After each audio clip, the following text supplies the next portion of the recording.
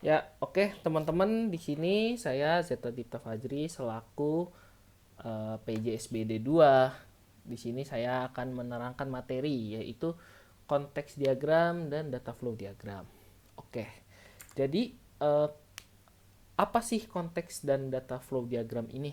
Nah, jadi kita di konteks diagram ini ya, adalah diagram yang digunakan untuk menggambarkan sistem secara keseluruhan dalam satu lingkaran dan hubungannya dengan entitas luar.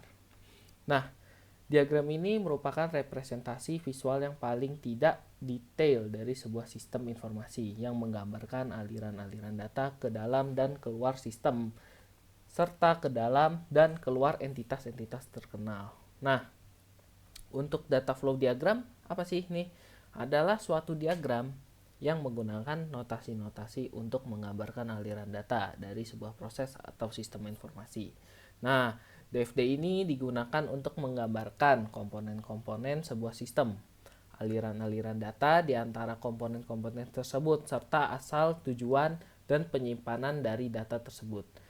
Nah, DFD juga mencakup informasi terkait input dan output dari setiap proses yang ada dalam sistem. Oke. Nah, jadi untuk pertemuan kali ini kita belajar yaitu ada jenis-jenis data flow diagram, ada komponen dan simbol dari konteks diagram dan data flow diagram juga. Nah, ada fungsi konteks diagram dan data flow diagram. Nah, kita di sini juga belajar contoh kasus konteks diagram sama data flow diagram.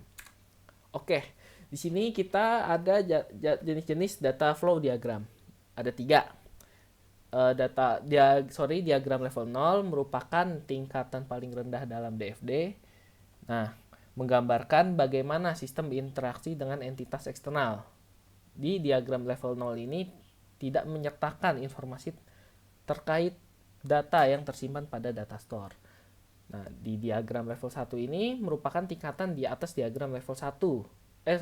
Di level 0. Memperlihatkan detail lebih lanjut dari proses yang ada dalam sistem. Biasanya terdiri dari beberapa proses yang saling terhubung dengan aliran data yang lebih spesifik. Diagram level 2 merupakan tingkatan yang lebih detail dari diagram level 1 atau diagram level N untuk diagram level 2 ini. Dapat terdiri dari beberapa tingkatan tergantung kompleksitas sistem yang dijelaskan. Diagram level 2 juga setiap tingkatannya menunjukkan detail yang semakin mendalam mengenai proses dan aliran data dalam sistem. Nah, di sini ada perbedaan konteks diagram dan data flow diagram. Untuk tujuannya, untuk konteks diagram itu adalah sebagai jembatan komunikasi dengan stakeholders. Konteks diagram juga membantu dalam memahami hubungan antara sistem dan entitas luar, serta memberikan gambaran umum tentang aliran data dalam sistem. Untuk level detailnya, konteks diagram biasanya merupakan DFD level 0, yang merupakan tingkatan paling umum dan tidak terperinci. Untuk DFD tujuannya adalah menyampaikan rancangan sistem, menggambarkan sistem sebagai jaringan fungsional dan merancang model baru dengan fokus fungsi sistem terbaru. Untuk level detailnya memiliki tingkatan yang lebih detail seperti DFD level 1, DFD level 2, dan seterusnya untuk menggambarkan sistem dengan lebih mendalam. Di sini ada komponen konteks diagram dan data flow diagram. Di sini ada 4 ya teman-teman. Di sini ada data store, merupakan file untuk menyimpan data yang digunakan untuk proses selanjutnya sama seperti database. Di sini ada data flow, merupakan arus data yang mengalir antara terminator, proses, dan data store. Di sini ada proses, yaitu representasi dari aktivitas atau fungsi dalam sistem. Nah, di sini ada external entity, merupakan pihak di luar sistem, dapat berupa individu, divisi, perusahaan, atau sistem yang lainnya, yang memberikan masukan atau keluaran tahapan terhadap sistem. Di sini ada notasi simbol untuk data flow diagram. Nah, di sini ada 4 ya, teman-teman bisa lihat. Ada yang bentuknya persegi, ada yang bentuknya panah, ada yang bentuknya lingkaran sama persegi 4 tapi ada ininya, ada untuk sudut-sudutnya dia melengkung, sama yang berbentuknya seperti ini ya. Nah, untuk yang persegi ini yaitu external entity atau terminator. Kotak ini digunakan untuk menggambarkan suatu entitas eksternal yang dapat mengirim data atau menerima data dari sistem. Entitas ini disebut juga sebagai sumber atau tujuan data dan dianggap eksternal terhadap sistem yang sedang digambarkan. Setiap entitas diberi label dengan sebuah nama yang sesuai. Untuk yang panah ini yaitu data flow, menunjukkan aliran data antara proses, data store, dan entitas eksternal. Simbol ini biasanya ditandai dengan anak panah yang menunjukkan arah aliran data. Untuk proses itu ada lingkaran atau bujur sangkar, digunakan untuk menunjukkan adanya proses-proses transformasi atau perubahan. Proses-proses tersebut selalu menunjukkan suatu perubahan dalam sistem atau perubahan data. Nah, yang terakhir ada penyimpanan data, menandakan penyimpanan manual seperti lemari, file, atau basis data terkomputasi. Karena penyimpanan data mewakili seseorang, tempat, atau sesuatu, maka diberi nama dengan sebuah kata benda. Penyimpanan data sementara seperti kertas catatan atau sebuah file komputer sementara tidak dimasukkan ke dalam diagram aliran data. Nah, di sini ada fungsi DFD dan CD atau konteks diagram, yaitu menggambarkan sistem sebagai jaringan fungsional, menyampaikan rancangan sistem, merancang model baru, identifikasi sistem yang sudah ada, mendokumentasikan arus informasi, komunikasi dengan pemangku kepentingan. Nah, di sini ada langkah-langkahnya juga untuk pembuatan diagram. Dan bisa teman-teman lihat ada untuk diagram konteks atau konteks diagram. Diagram ini ada level tertinggi dari DFD yang menggambar hubungan sistem dengan lingkungan luarnya. Dengan cara tentukan nama sistemnya dulu, lalu tentukan batasan sistemnya, tentukan terminator apa saja yang ada dalam sistem, tentukan apa yang diterima atau diberikan terminator dari atau pada sistem, lalu gambarkan diagram konteksnya. Sama ya seperti diagram level 0, tapi lebih kompleks dari diagram level 0. Yaitu tentukan proses yang lebih kecil dari proses utama yang ada di level 0, tentukan apa yang diberikan atau diterima masing-masing subproses pada atau dari sistem, dan perhatikan konsep keseimbangan. Apabila diperlukan, munculkan data store atau transaksi sebagai sumber maupun tujuan alur data. Setelah itu kita gambarkan DFD level 1-nya. Hindari perpotongan arus data. Setelah itu, beri nomor pada masing-masing subproses yang menunjukkan dekomposisi dari proses sebelumnya. Contoh ada 1.1, 1.2, lalu setelah proses subbab 1 yaitu 2.1 dan lain-lainnya. Untuk diagram level 2, 3, seterusnya atau N, diagram ini merupakan dekomposisi dari level sebelumnya. Proses dekomposisi ini dilakukan sampai dengan proses siap dituangkan ke dalam program. Aturan yang digunakan sama dengan level 1. Jadi ini tinggal ngerangkap aja ya teman-teman ya. Dari level 1, terus level 2, level 3 tinggal turun-turun aja.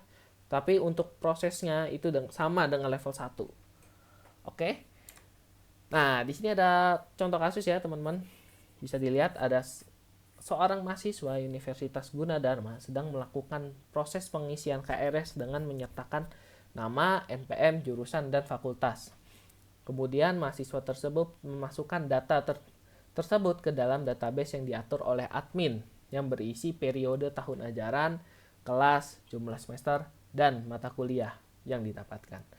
Mata kuliah ini dilengkapi dengan kode mata kuliah, nama mata kuliah, kelas yang diambil, jenis mata kuliah, dan jumlah SKS. Tidak hanya itu, ada jumlah total SKS yang didapatkan oleh mahasiswa tersebut sesuai dengan mata kuliah yang didapatkan. Nah, di sini ada contoh soal, yaitu buatlah konteks diagram dan data flow diagram dari studi kasus tersebut. Ada konteks diagramnya ya, yaitu mempunyai dua entitas, yaitu mahasiswa dan admin, dan satu proses yaitu sistem informasi pengisian KRS. Nah, yang pertama adalah entitas mahasiswa yang akan mengirimkan data mahasiswa untuk melakukan proses pengisian KRS. Dan data tersebut akan diatur oleh admin ya.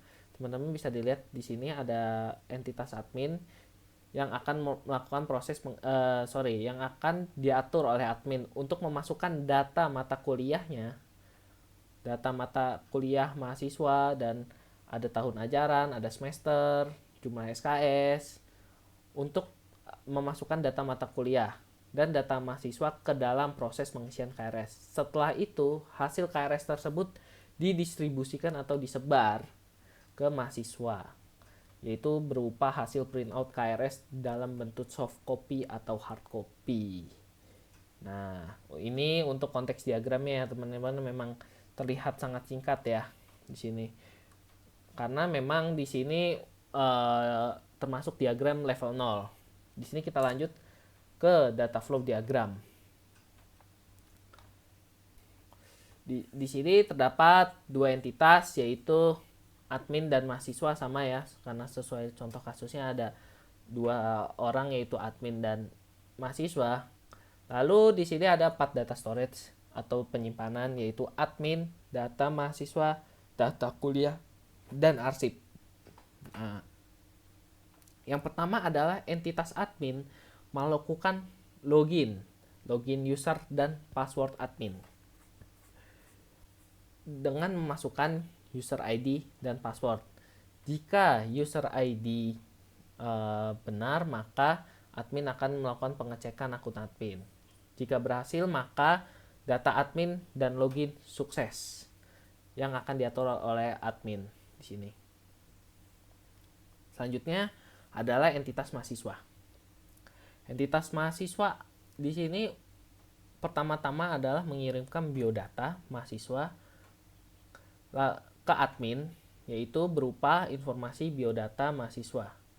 Setelah itu admin akan pengecekan biodata mahasiswa. Lalu mahasiswa menerima, yaitu informasi data mahasiswanya. Selanjutnya mahasiswa akan memilih mata kuliah yang disediakan. Ya, di sini ada daftar mata kuliah. Lalu admin menerima informasi daftar mata kuliah dari mahasiswa yang akan diambil. Di sini. Lalu admin akan melakukan pengecekan mata kuliah yang tersedia, apakah ada atau enggak. Nah, jika misalnya ada, maka akan keluar nih informasi mata kuliah yang diambil oleh mahasiswanya.